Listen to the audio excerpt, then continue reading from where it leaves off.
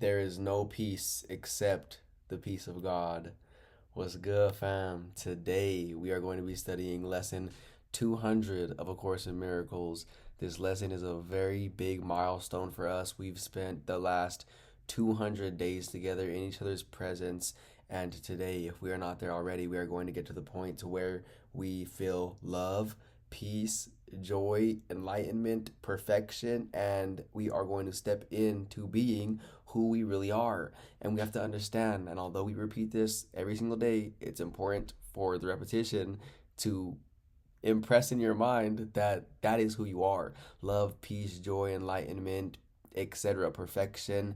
And whenever you are not feeling any of those emotions, then something has gone wrong. And nothing could really go wrong, but you can believe that something has, and you can therefore picture outward, which is what we're doing, is we are projecting something that we think has gone wrong out there, and now we think that our peace lies out there. So much of the time we think that we will be at peace whenever X happens.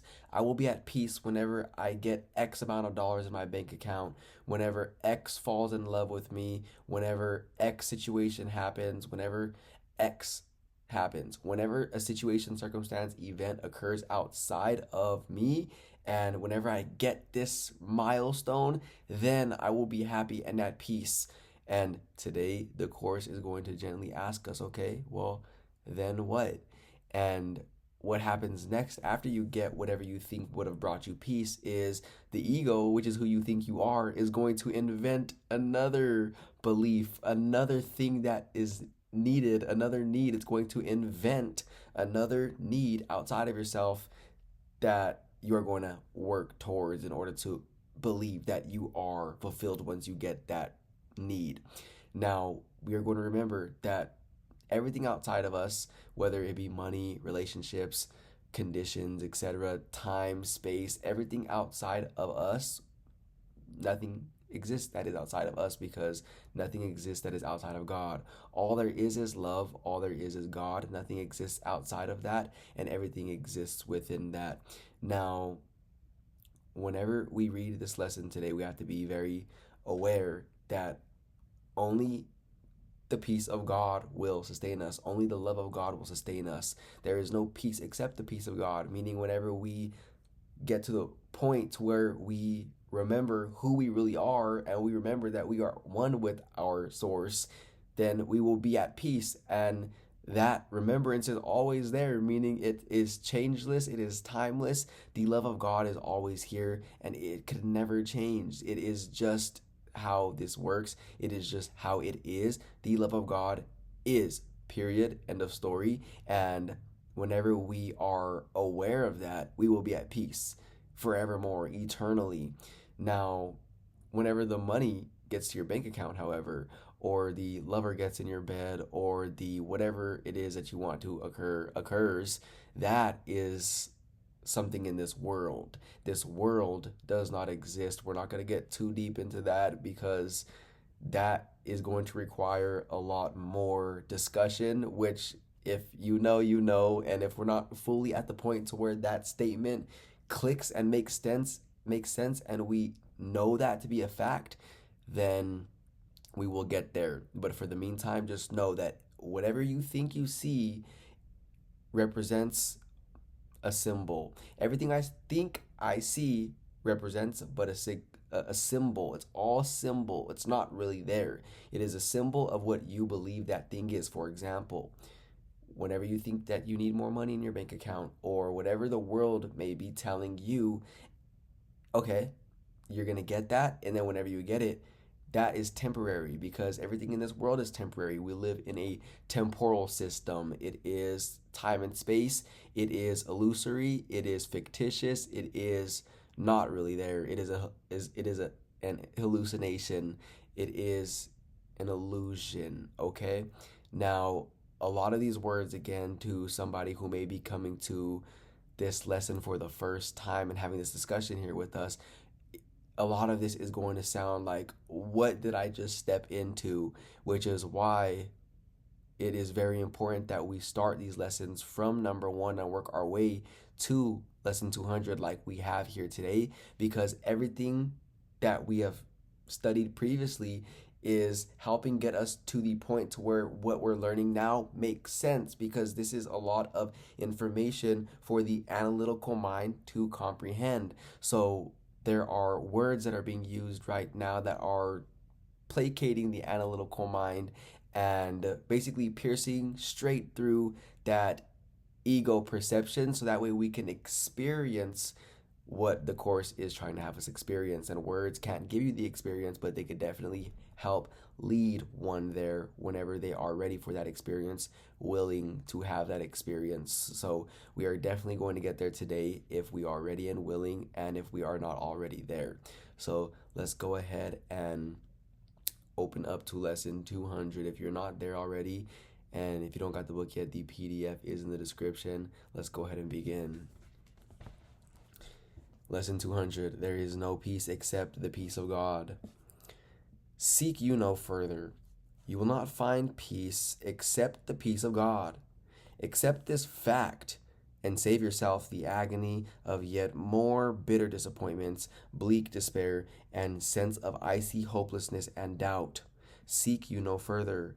There is nothing else for you to find except the peace of God, unless you seek for misery and pain, because that is what everything of this world is misery and pain, because it is temporary. So although it makes you happy for one moment, you're going to need another dose of that whenever that feeling fades away, because it's temporary.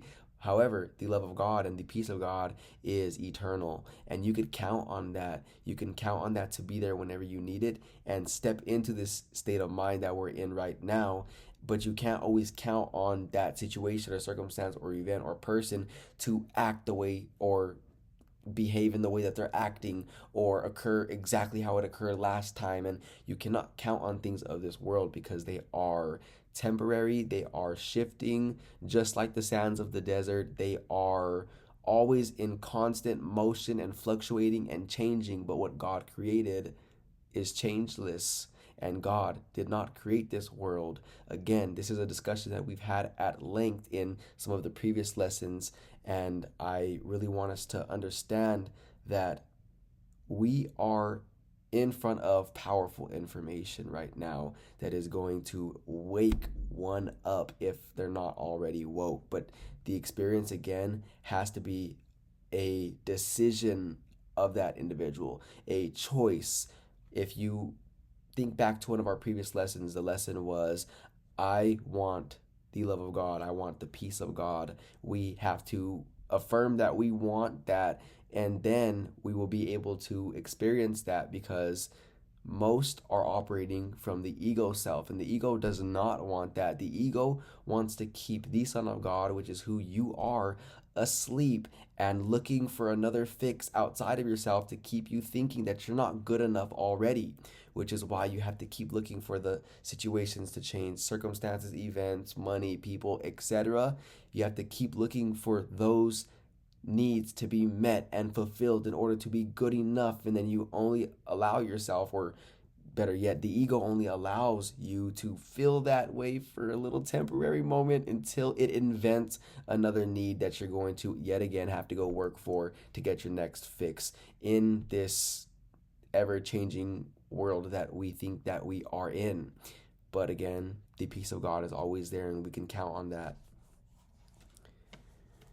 This is the final point to which each one must come at last, to lay aside all hope of finding happiness where there is none, of being saved by what can only hurt, of making peace of chaos, joy of pain, and heaven out of hell. Attempt no more to win through losing, nor to die to live. You cannot but be asking for defeat. Yet you can ask as easily for love, for happiness, and for eternal life in peace that has no ending. Ask for this, and you can only win. To ask for what you have already must succeed. To ask for what is false be true can only fail. Forgive yourself for vain imaginings, and seek no longer what you cannot find. For what could be more foolish than to seek and seek and seek again for hell, when you have but to look with open eyes to find that heaven lies before you through a door that opens easily to welcome you? Now we have to remember that we are already perfection. We are as God created us. And as yesterday's lesson states, I am not a body, I am free.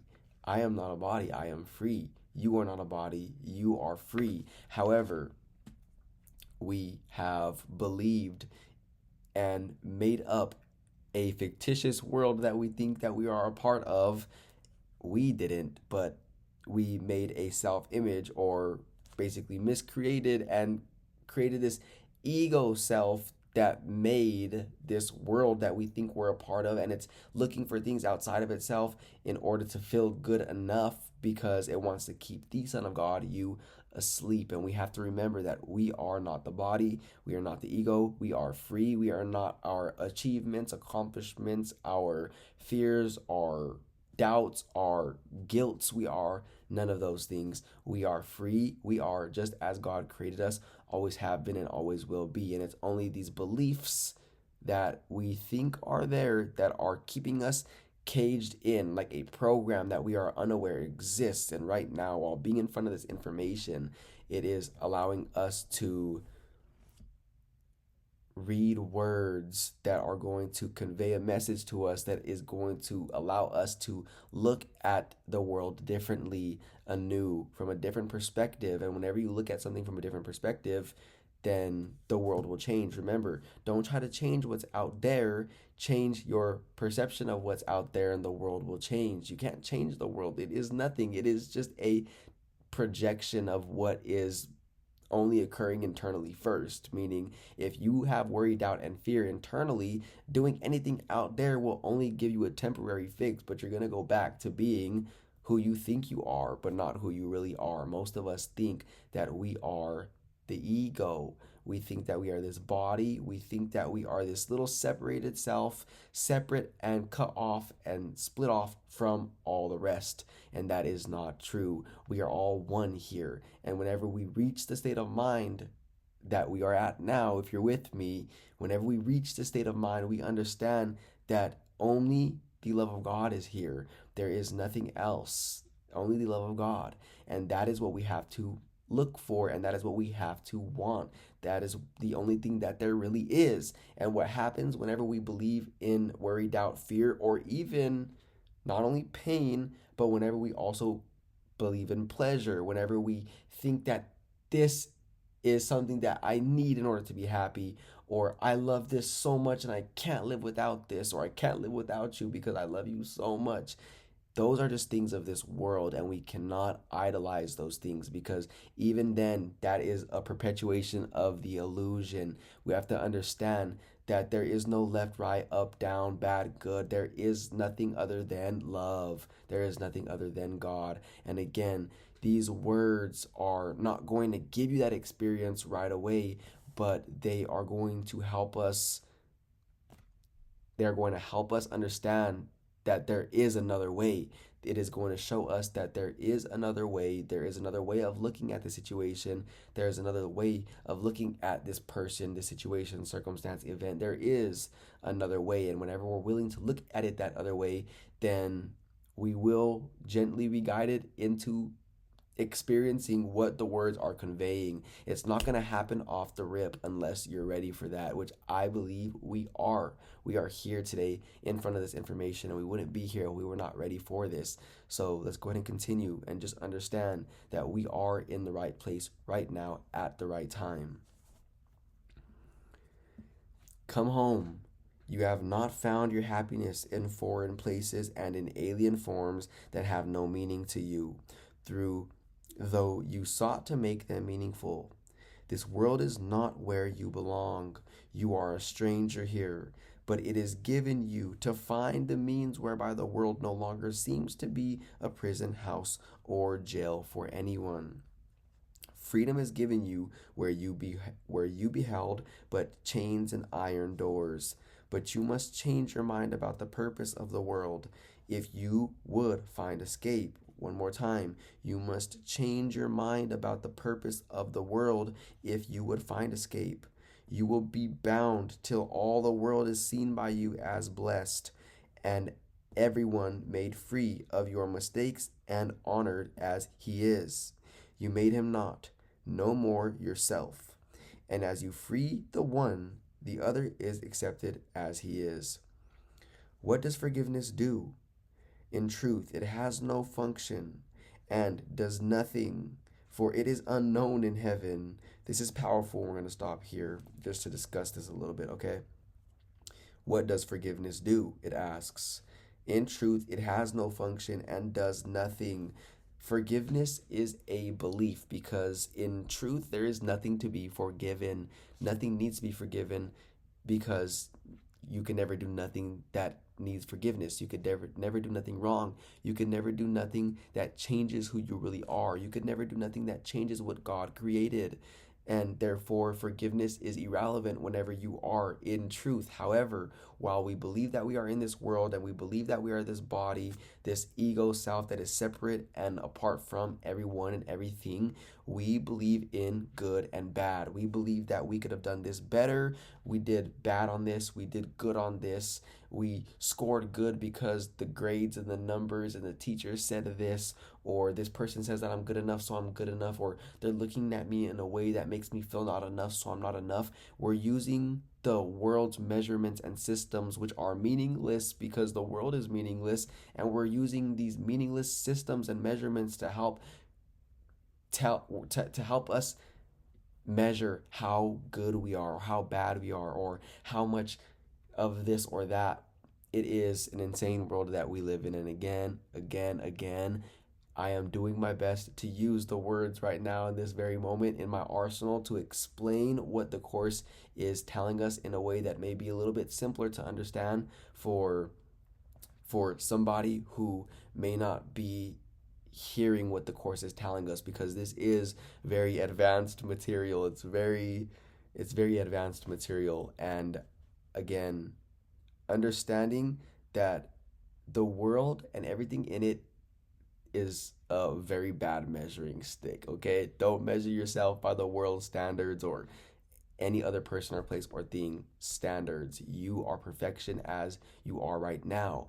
But forgiveness is necessary right now while we believe that we are this body, because we must forgive that person over there, not them that we're really forgiving. It's ourselves for projecting a false perception of that person and causing us to forget that they are love and light, just like how we are. Whenever you think you're forgiving someone else outside of yourself, you're really only forgiving yourself for making a distorted image of that Son of God out there who is literally you, a reflection of you. You have to forgive yourself for everything that you think you've done wrong, for everything you think you could have done better. Forgiveness is a belief, and it is the last and final belief necessary in order to get you to the state of mind to where forgiveness is unnecessary. Forgiveness is only relevant in this world while we believe that we are in this world. Forgiveness is only relevant whenever we believe that we are this body, and whenever we are ready to get to that place that forgiveness leads us to.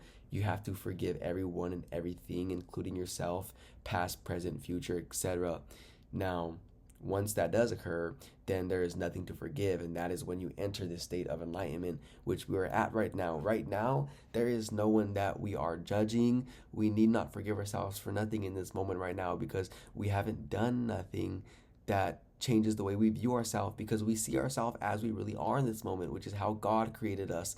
We are love and light and peace and perfection right now in this moment. Our mind is not wandering off in the past or wandering off someplace in the future. We are right now here in this nanosecond, even more precise than that. We are here right now in this moment, in this holy instant, the Course would call it, and we are experiencing this right now. And think of this, it's a new now. What I said 2 seconds ago is the past. That's no longer, it is not there, it did not happen. We are again now. That last second, no longer there, now. And that is that takes 5 minutes to learn and a lifetime to master. We have to do our best to remain in this state of mind, understanding that right now is the only time that exists. It takes practice, and it is a little bit challenging, especially whenever we've believed otherwise for so long, whenever we have this very deeply ingrained belief of time and space. It is going to take some repetition, just like how the repetition of time and space caused us to go as deeply ingrained as we are with those beliefs. It is going to likewise require tons of repetition. While we think that this is who we are, it is going to require tons of repetition of this information and tons of repetition of the fact that right now is the only moment that exists for us to actually comprehend and understand and experience that not only once, but to the point to where that is the state of mind that we are in, anchored in. By the way, nothing can cause us to shift or take us out of balance, because nothing in this world really exists. If you allow something that does not exist to cause the Son of God to fall back asleep, there is something within, or it is not really there at all, but it is a belief that is in your consciousness that is causing you to believe that there is some sort of separation. Remember, we think that there are many different problems, the Course states, but we really only have one, and that is separation. If you look at any problem you may be encountering right now in your experience here in this world, whether that's monies or, again, relationship, material possessions, whatever it may be. These are just very bulky analogies and topics that most people struggle with, and that is why they are being used. And whenever you look at one of those so-called problems and you really pinpoint the root cause of that, you're going to always find out that it's the same root. And this one that appears to be very separate than this problem, although I'm thinking that I'm having a problem with the topic of money, and I think I'm having another problem with the topic of friendships. If you look at the root cause of both of those, it is the same exact one, and it is the belief in separation, the belief that you could be something other than you are not, the belief that you are not as God created you. And whenever you heal that belief, then once the root's gone, poof, the rest will disappear. However, what most people do is they don't fix the cause. So although they're scattering what's up here around and they're fixing it temporarily, it's going to keep stemming up, stem up, cut off, stem up, cut off, just like weeds. If you see a weed, all right, and you cut the surface of it, but you didn't actually pull it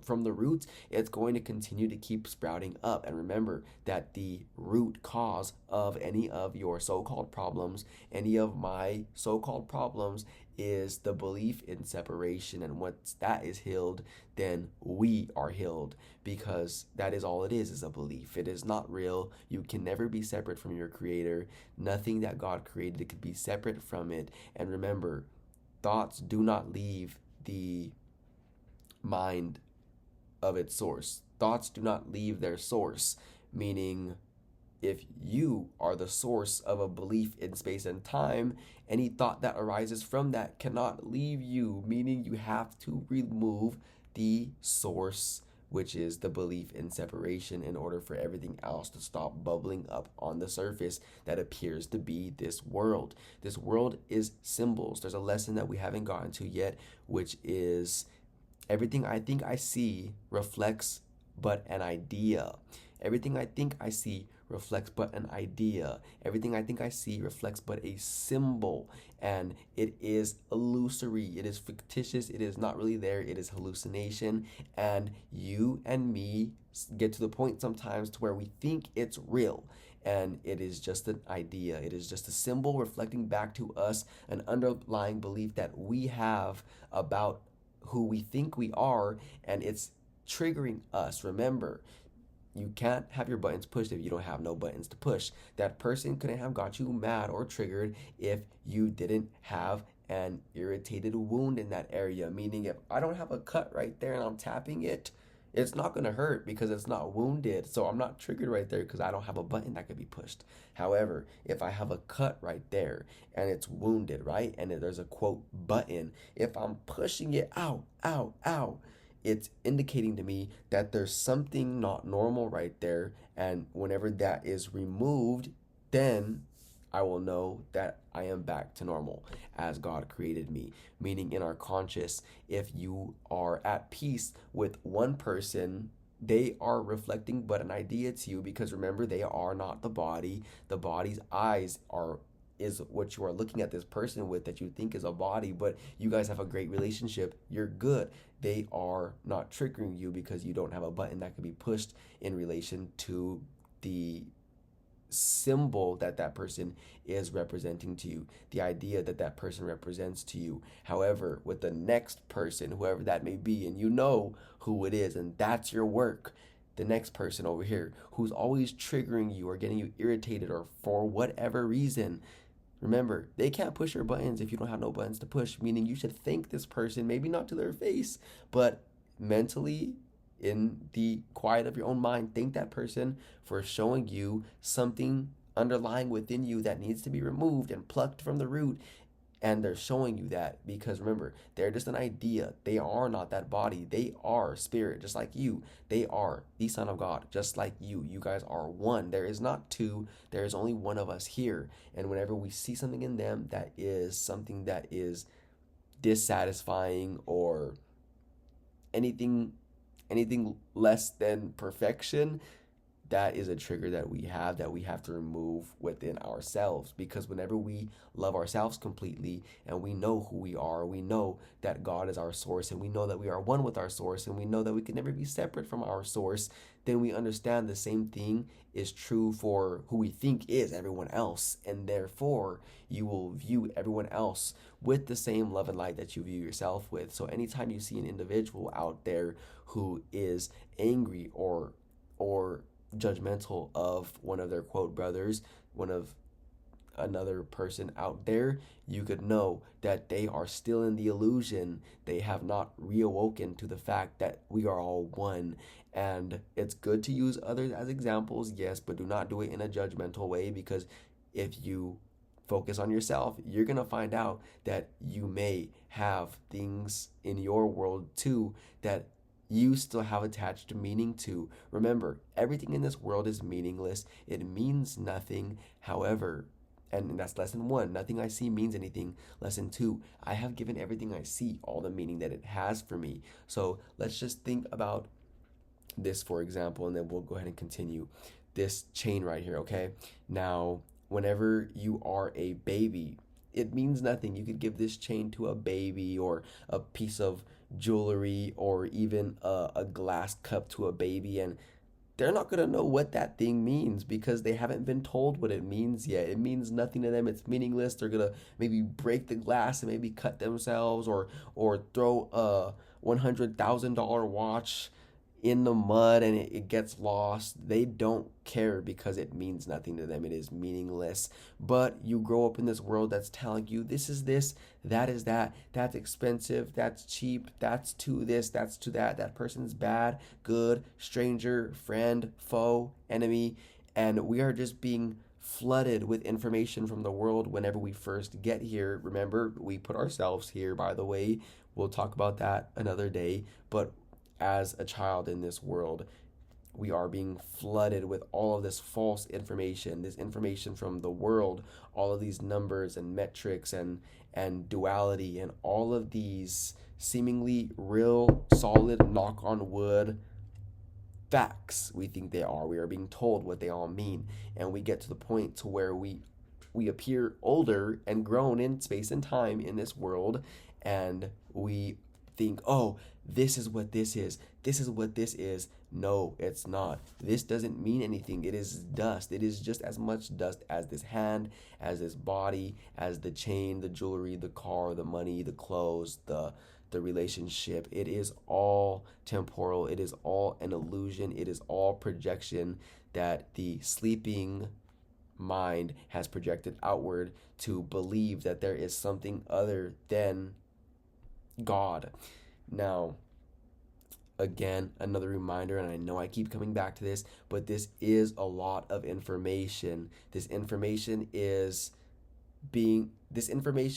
is discussing something beyond the mind, which means that it is going to be challenging for someone who is not ready to receive this information yet to understand. And if you are at that point, potentially, you cannot let that scare you away, because what happens is, to the sleeping mind who is not ready for this information, light can be interpreted as fear. This information is very light. It's very light. And to someone who is still identified with the ego, they can interpret this as fear, such as, I don't want to give up all of the desires that I have. I want this car, or I want to work towards something. I want to make something of myself in this world. I love this person. Are you telling me not to love this person because they are nothing? They're not, like, what are you telling me? The ego could be scared to let go of those desires.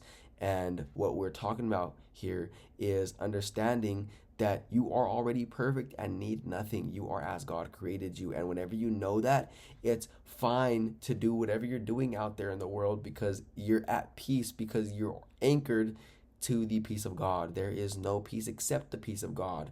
The quote problem happens whenever you believe that you need that thing that you're working towards accomplishing. That's when the problem happens. Whenever you believe you need that thing that you're working towards accomplishing to occur, and if it doesn't, then you're not good enough yet. That is what we are discussing. This information is beyond the mind for some people, and it can be a little bit intimidating, especially with the words being used, which is why I'm doing my best to express this information in a way that allows both me and you to basically bypass that ego mind that we are so used to thinking with and from, and see from a new perspective, to see life through the eyes of Christ, to see life in this world through the eyes of Source. That is possible, and that is a state that can be practiced and maintained, so that way we are anchored there forevermore. That is a beautiful place to be. And whenever we reach that place on a basis more often than not, it will become habit, and it will happen just autopilot. We will become unconsciously competent in thinking from the perspective of Christ, because we've done it for so long. However, right now, we may need a little bit more repetition depending on where we are in our quote individual journeys. Depending on how far we've deviated from who we really are is going to basically determine whether or not the amount of practice we need is almost complete, or we still have a little bit more to do. So let's just make sure that we are locked in. We understand the importance of the information that is in front of us right now, and we understand that we can always go back to earlier lessons to help us understand what is being discussed right now, because everything was written in a way by Jesus, by who you really are. Everything was written in a way in this world to help us get to a point from thinking with the ego to where we're at right now. It is very crucial that we've done this in chronological order, because if we just jump straight to lesson 200, we're going to be like, what the heck's going on here? And although it will be powerful, because the words that are being presented to us just pierce straight through the analytical mind, in order to be able to really get to the points where we experience this, not only understand it intellectually, but experience it, we have to go through the process, through the journey of unlearning everything that we've learned from this world and remembering what has always been here, which is the peace of God. Let's go ahead and continue. Come home. Come home. We need to come home. But you must change your mind about the purpose of the world if you would find escape. You will be bound till all the world is seen by you as blessed, and everyone made free of your mistakes and honored as he is. You made him not, no more yourself. And as you free that one, the other is accepted as he is. What does forgiveness do? In truth, it has no function and does nothing, for it is unknown in heaven. It is only hell where it is needed and where it must serve a mighty function. Is not the escape of God's beloved Son from evil dreams what he imagines? yet beliefs are true, a worthy purpose? Who could hope for more? While there appears to be a choice to make between success and failure, love and fear. There is no peace except the peace of God, because he has one Son who cannot make a world in opposition to God's will and to his own, which is the same as his. What could he hope to find in such a world? It cannot have reality because it never was created. Remember, only what God created exists. God did not create the world.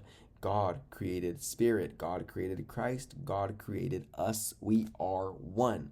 And we had a curious idea, the course states. I wonder what it would be like to be separate from my source, my creator. And although, again, you can't really be separate, you can believe that you can be. And therefore, that is whenever the ego was created, this self that believes that it was separate, and it made a world pictured outward that would perpetuate its existence, and named it a name and gave it clothes and a body and put it in an environment where that person's the one to blame and that person's guilty, or I'm bad. And it is filled in this world with symbols that are reflecting back to you who you think you are, who the ego thinks that it is, and it is causing the Son of God to remain asleep because it's perpetuating the belief in its own existence. And it is all a mere hallucination, a fictitious illusion, dream. And whenever we understand that, whenever we are willing to see things differently, whenever we understand that nothing here means anything and it's not really here, and we have given all of these symbols and ideas all of the meaning that they have for us, whenever we understand that we don't understand anything that we see, then we get to the point to where we are willing to see things differently, and we get to the point to where we are at lesson 200 of A Course in Miracles. We've came this far, and we are finally waking up to the reality of who we really are as spirit. We are not the body. We are free. We are free. Is it here that he would seek for peace? Or must he see that as he looks on it, the world can but deceive? Yet can he learn to look on it another way and find the peace of God? Yet can he learn to look on it another way and find the peace of God? Peace is the bridge that everyone will cross to leave this world behind. But peace begins within the world perceived as different, and leading from this fresh perception to the gate of heaven and the way beyond. Peace is the answer to conflicting goals, to senseless journeys, frantic, vain pursuits, and meaningless endeavors. Now the way is easy, slopping gently toward the bridge where freedom lies within the peace of God. Let us not lose our way again today. We go to heaven, and the path is straight. Only if we attempt to wander can there be delay, and a needless waste of time on thorny byways. God alone is sure, and he will guide our footsteps. He will not desert his Son in need, nor let him stray forever from his home. The Father calls, the Son will hear. And that is all there is to what appears to be a world apart from God, whereby bodies have reality. Now is there silence. Seek no further. You have come to where the road is carpeted with leaves of false desires, fallen from the trees of hopelessness you sought before. Now are they underfoot, and you look up and on toward heaven, with the body's eyes but serving for an instant longer now. Peace is already recognized at last, and you can feel its soft embrace surrounding your heart and mind with comfort and with love. Today we seek no idols. Peace cannot be found in them. The peace of God is ours, and only this will we accept and want. Peace be us today, for we have found a simple, happy way to leave the world of ambiguity and to replace our shifting goals and solitary dreams with single purpose and companionship. For peace is union, if it be of God. We seek no further. We are close to home and draw still nearer every time we say, there is no peace except the peace of God, and I am glad and thankful it is so.